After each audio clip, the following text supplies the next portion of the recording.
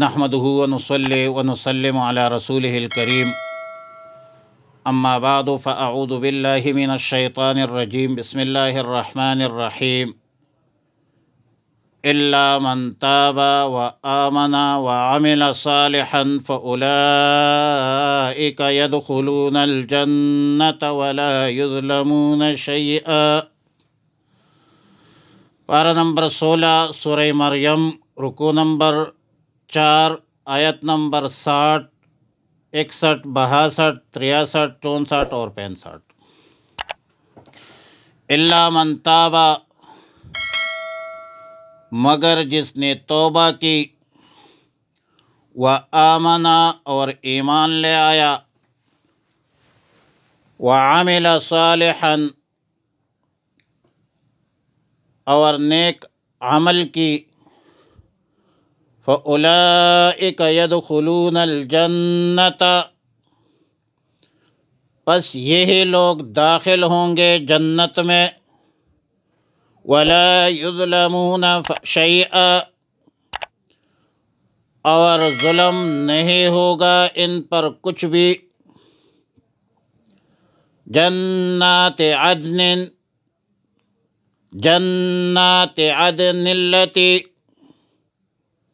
باغوں میں ہمیشہ رہنے کے ہے، جنات باغوں میں ہے، عدن التی ہمیشہ رہنے کی وہ، التی وعد الرحمن جن کا وعدہ کیا ہے رحمان نے، عبادہ اپنے بندوں سے، بالغیب غیب میں، غائبانہ۔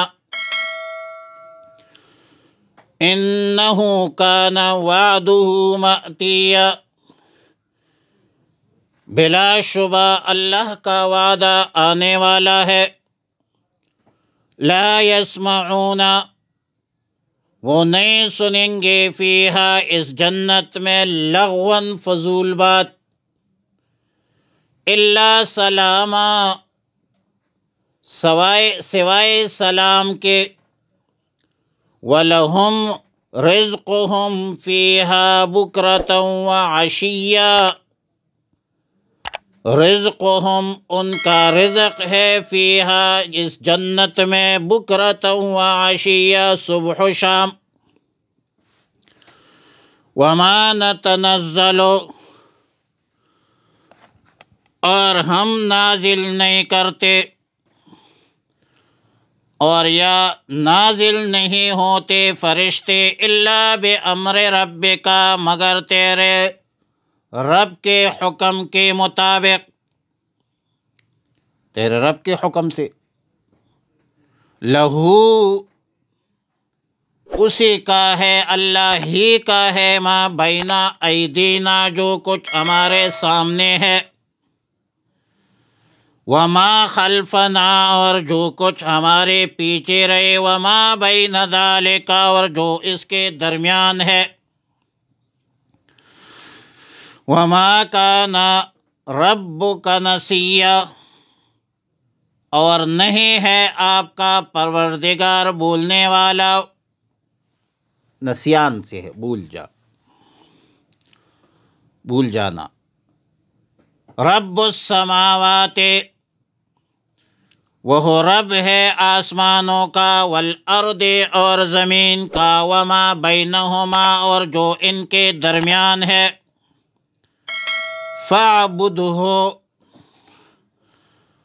پس اسی ہی کی عبادت کیجیے،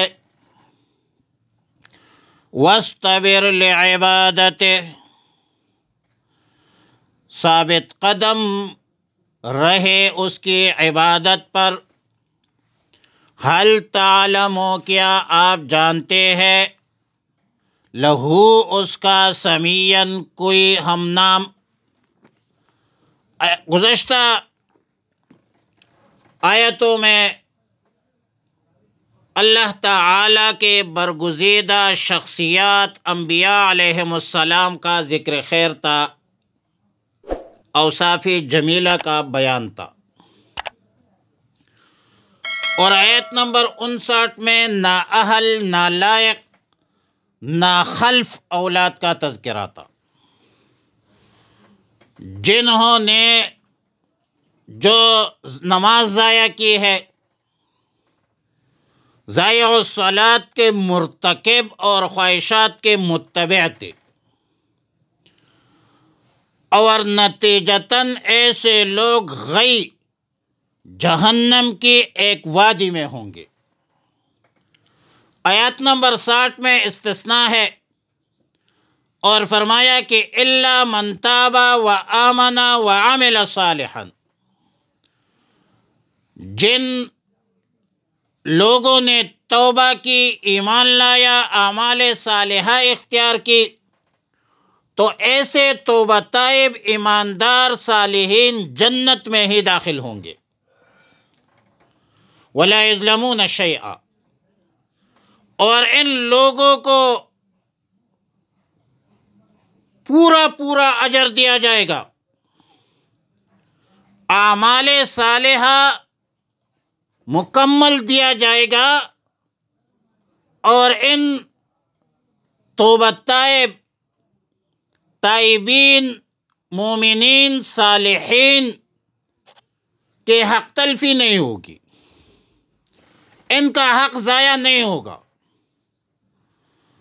اور جنات عدن، عدن کا اصل معنی ہے اقامت،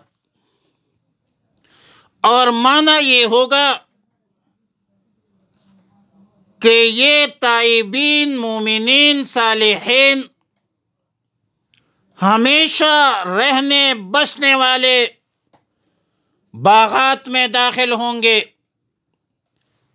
وہ باغات جن باغات کا وعدہ غائبانہ طور پر رحمان نے اپنے بندوں سے کیا ہے، جن باغات کو بندوں نے نہیں دیکھا ہے۔ انہ کان وعدہ مأتیا، بلا شبہ یہ لوگ اللہ کے وعدے کو ضرور پہنچ کے رہیں گے۔ ماتیہ اسم مفعول بمعنی اسم فاعل ہے، اور لا یسمعون لغوا الا سلاما، جنت میں ما سوائے سلام کے فضول باتیں نہیں سنیں گے۔ لغو سے مراد کلام باطل ہے، فضول گفتگو ہے، گالی ہے، ایذا دینے والا کلام ہے۔ اہل جنت اس طرح کی باتوں سے پاک صاف ہوں گے۔ الا سلامہ استثناء منقطع ہے، اور مطلب یہ ہے کہ جنت میں جو کلام سننے میں آئے گا وہ کلام سلامتی والا ہوگا، بلائی میں، خوشی میں اضافے کا ذریعہ اور سبب ہوگا۔ اور ظاہر ہے کہ اس کلام سے اصطلاحی یا اس سلام سے اصطلاحی سلام بھی مراد ہو سکتی ہے، جو اہل جنت ایک دوسرے کو سلام کریں گے، اور انسانوں کے، جنتیوں کے علاوہ فرشتے بھی فرشتے آ کر وہ بھی سلام کریں گے۔ وَلَهُمْ رِزْقُهُمْ فِيهَا بُكْرَةً وَعَشِيًّا، ان اہل جنت کے لیے صبح و شام ان کا رزق موجود اور حاضر ہوگا، جیسا کہ دنیا میں صبح و شام عادت کے مطابق رزق ملتا رہتا ہے، ورنہ جنت میں دن رات، صبح و شام وہ نہیں ہوگی، وہاں ہر وقت نور ہی نور ہوگا، ایک خاص قسم کی روشنی ہوگی، کیونکہ دن رات، طلوع غروب کا تعلق تو نظام شمسی سے ہے، اور ظاہر ہے کہ نظام شمسی تو باقی نہیں رہے گی۔ البتہ جنتیوں کی، اہل جنت کو جس وقت جس چیز کی خواہش ہوگی وہ اسی وقت بلا تاخیر پوری کر دی جائے گی۔ وَلَهُمْ فِيهَا مَا يَشْتَهُونَ۔ سیدنا انس ابن مالک رحمۃ اللہ علیہ کا قول ہے کہ تلاوت فرمایا کرتی تھی اس آیت کی، تو فرمایا کہ مومنین کا کھانا دن میں 2 مرتبہ ہے، صبح اور شام۔ مذکورہ آیت میں صبح شام کا لفظ امام قرطبی رحمۃ اللہ علیہ نے لکھا ہے کہ صبح شام کا لفظ بطور عموم مراد ہے، جیسا کہ دن رات، مشرق مغرب، اور مطلب یہ ہے کہ اہل جنت کو رزق ان کے خواہش کے مطابق ہر وقت میسر ہوگی۔ آیت نمبر 64 میں فرمایا وَمَا نَتَنَزَّلُ إِلَّا بِأَمْرِ رَبِّكَ۔ ہم فرشتے نہیں اتارتے، فرشتے جو اترتے ہیں وہ پروردگار عالم کے حکم سے اترتے ہیں، اور اللہ رب العالمین مالک ہے، اللہ کے ملک میں ہے۔ ما بین ایدینا سے مراد امور آخرت ہے، وما خلفنا سے مراد امور دنیا ہے، وما بین ذالک اور جو امور ان دنیا اور آخرت کے درمیان ہے، یعنی قیامت تک جو کچھ ہونے والا ہے، اللہ تعالی کو سب امور کا، سب معاملات کا علم ہے۔ اور پھر اللہ کی ذات یہ ہے، صفت یہ ہے کہ وما کان ربک نسیا، تیرا رب بھولنے والا بھی نہیں ہے، اللہ کے علم میں ہے سب کچھ، اللہ پر نسیان طاری نہیں ہوتی۔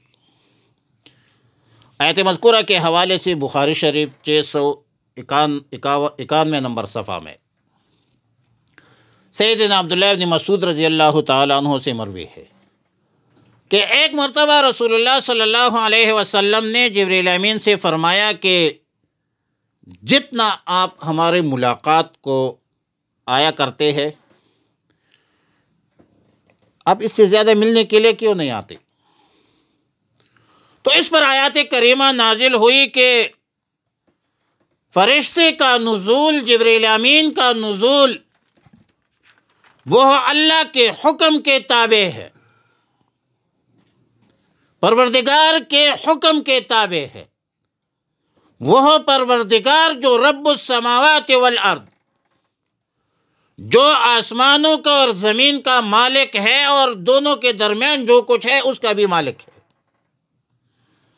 فَاعْبُدْهُ، اسے پروردگار کی عبادت کیجئے، اسے رب کی بندگی اختیار کیجئے، وَاسْتَبِرْ لِعِبَادَتِهِ، اور اس کی اللہ کی عبادت پر قائم دائم اور جمے رہو۔ هل تعلم له سمیہ، کیا اللہ کا کوئی ہم نام اور ہم صفت پہچانتا ہے؟ کوئی ہم نام اور صفت ہے؟ بھائی کوئی نہیں ہے، اور اللہ کا اپنا نظام ہے۔ تکوینی طور پر لفظ اللہ کسی بھی معبود باطل کا نام نہیں ہے۔ اللہ رب العالمین کے ذات اور صفت میں کوئی شریک، کوئی سہیم نہیں ہے۔ اللہ ذات میں بھی یکتا ہے اور صفت میں بھی یکتا ہے۔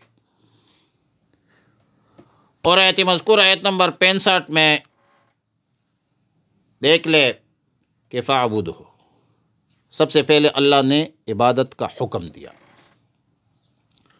جو انسانیت کی تخلیق کا مقصد ہے۔ وَمَا خَلَقْتُ الْجِنَّ وَالْإِنسَ إِلَّا لِيَعْبُدُونَ، انسان کو کیوں پیدا کیا ہے؟ عبادت کے لیے، بندگی کے لیے۔ بندگی نہیں ہے تو پھر شرمندگی، زندگی بے بندگی شرمندگی۔ ما هو المقصود، انسانی تخلیق کا مقصد تو واضح ہے، اور پھر اس عبادت پر مداومت اور استقامت کا حکم ہے، یعنی عبدیت غلام بننے کا حکم ہے اور عبودیت غلامی پر قائم رہنے کا حکم ہے۔